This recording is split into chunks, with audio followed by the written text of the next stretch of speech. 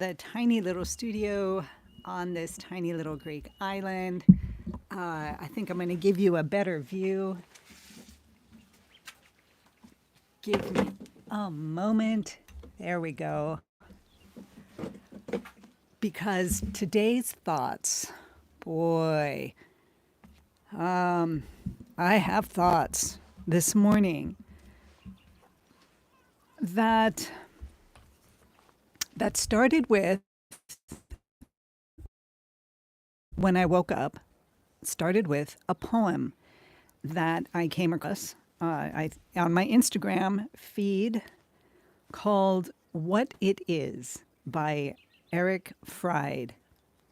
And bear with me, I'm going to read it to you. I do not read it as well as this beautiful woman. Of course, I never remember anybody's names who read the poem on the Instagram feed. But here it is. What it is. It is madness, says reason. It is what it is, says love. It is unhappiness, says calculation. It is nothing but pain, says fear. It has no future, says insight. It is what it is, says love. It's ridiculous, says pride. It's foolish, says caution. It's impossible, says experience. It is what it is, says love. Oh my goodness. Oh my gosh. That, I don't know, it just really, really rung true for me. Just really got me in this state of mind of, yes, look at that.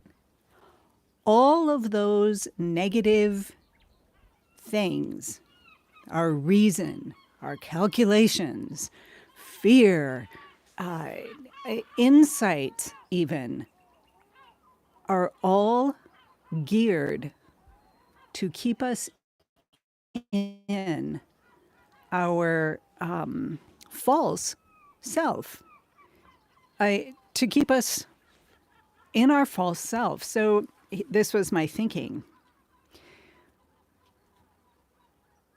We come into this world. Am I back? How rude of the internet to cut me off like that. Just bad. And I was having such a great thought. So, coming back to calm. Okay. So we are born authentic. I mean, look at any baby that comes in is completely, unashamedly, unabashedly who they are. That's it. They are themselves. They come into this world as they are. And then we spend most of our lives building up to protect ourselves this coat of armor that we wear and identify with and think that it's us. It's how we describe ourselves. It's how we describe our character, our personality, our behaviors. Everything is just kind of wrapped up in this armor. But once in a while, you guys, love bursts through the cracks of that armor. And I'm talking about love equating our authentic selves. So, not love in the way that we imagine how love is supposed to be, because we often come to love as a business deal. I'll give you this, you give me that. And I'm contemplating the idea that that's not what love is, and probably has more to do with like what this poem is saying. It is what it is, says love. It is what it is. Nothing more, nothing less. And that means, let's move into the idea of the pain body, as Eckhart Tolle says in that beautiful, beautiful book, The Power of Now. It's the pain body is basically, I think, meaning the same thing as, you put on this coat of armor and you carry it with you and you actually believe that that is you. And there are moments when you come into the present moment because love your authentic self, love can only be in the present moment, right? Because if you're putting love in the past or your idea of love in the future, it is automatically constrained and back in the armor. So I don't know. To me, that poem this morning that I read was just, it was What It Is by Erik Fryde. And I mean, just a beautiful, beautiful, beautiful. It just really got me, you guys. It really got me. So, how can we understand this better? And I think, of course, because I try to bring everything back to the studio. If you look through the process of a painting, the process that we go through, the limiting process of creativity that we understand, it is it's the same kind of thing. So we latch on to the immeasurable, authentic creativity, which is love. It is the authentic energy that comes in, and as soon as it comes in and we begin to limit it, we're putting our pieces of armor on it, and we're bringing it down. And that's a good thing. We have to do that. You can't create a painting without it, right? I mean, it has to go through this limitation. Creativity must be limited in order to create a painting. So we go through the whole process, we put it down, we put it on this little tiny canvas. This immeasurable, unlimited creativity is now on this little canvas. And this little canvas is our personal interpretation of this vastness. And one day, the painting will be destroyed, will be somehow, it will go through the process of death, this little painting, and the creation that you had as you put it on the painting will be released. I mean, where it goes afterwards, who knows? Who knows? But it will be released, and you will no longer have claims to your little tiny canvas. It kind of seems like when we're born, we are born this authentic self. We build up our armor, and then we reach a stage in our lives, not everybody, but we reach a stage where we want to begin to look between the cracks, maybe peel off some pieces and let more of our authentic self out, to flood light and love on the world through our art, through who we are, through whatever reason or purpose. But we each have a pathway, which, also brings me to that idea that think of all the poets out there writing poetry who never see any kind of, they never get to a famous state, or artists out there creating art that is phenomenal, that never, ever, ever become known. Does that make their artwork less than a Rembrandt or any of the other masters that we call masters here on earth?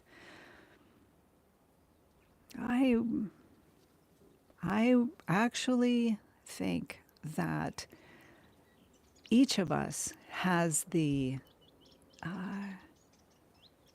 same fodder to grow our own and build our own masterpieces, whatever that may be, whoever may see them or not. That it is this process of peeling off bits of our armor and letting our authenticity, our authentic love shine through for others. Is it just your family? Is it your dog or cat? Whatever it is, and whoever it is, the point is that we all come in the same package, and I think we all leave pretty much in the same kind of realm or element. And when you can begin to peel off the armor, just begin to peel it off and take a look at the authentic love that's going on inside of you, not the business. I'll give you this and you give me that.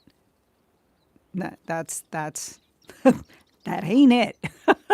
I'm, I'm pretty sure about that, right? That's not it. Authentic love is all of us, all of you, as you are. Hello, Montana. Hello, Jennifer. Good to have you. You can't sleep today. Oh, my. Well, I'm glad you're here. Think about these things and kind of contemplate it, and maybe it will just kind of relax you into an authentic, deep sleep. I hope so. Really nice to have you here. I think it's the first time that you've been able to come uh, during this time. So, uh, uh, I mean, really, with that, I think the more we can live in the now. If you haven't read that book, The Power of Now by Eckhart Tolle, I think it's really phenomenal, and it's one of those books that you read once and you get to a certain level and you think about it and disagree with some things and think, well, that's not possible. That's not. And then some years later you go back and read it again and you're like, oh, I understand that better now. And then you come back again and things just open up to you on a whole different level. Because the more we walk the path of authenticity and embracing our authentic love and embracing that authentic creativity that's coming through us, the more we're able to stand in our own light and in our own beautiful, shiny, embracing, compassionate, tiny little studios. It is what it is, says love. Do you know that poem? It's I just ran across it this morning on Instagram. Again, I don't know. I'll try and find it and put it in the description if I remember to do that, because I often say I'm going to do something like that and then I forget about it. I'm almost 60, so I think that's most women know what I'm talking about. So it's I just loved it. And I will be, if I put it in my journal this morning, it's going to be with me for a long, long, long time.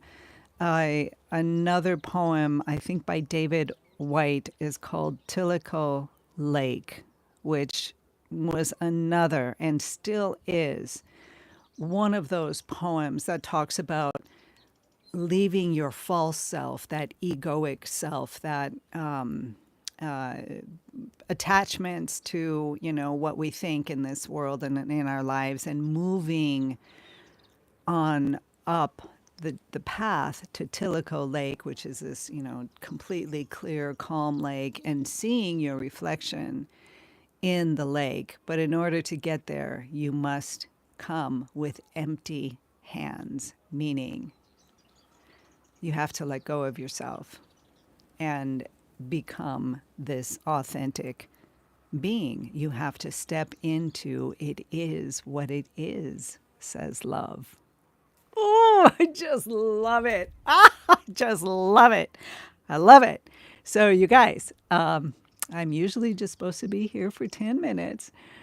Today was a special day, just special. This morning has been exquisite. Of course, the morning is exquisite, as you can see.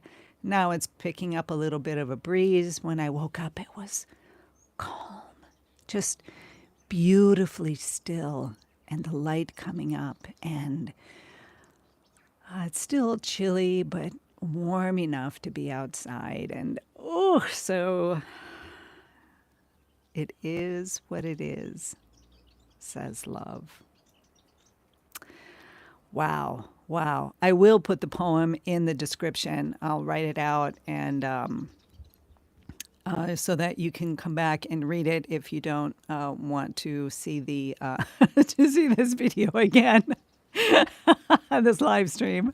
And I wanted, now that I'm in this space of presence and authentic love and just shining, I'm just really, really great this morning. I wanted to spread that love to you.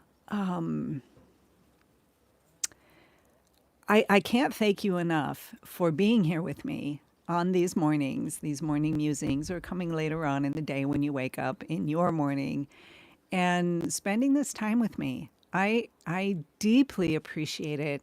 The connectedness that I get from doing these morning musings and from your comments is everything. Is everything. And so I just want to send my thanks out to you and sending you so much love.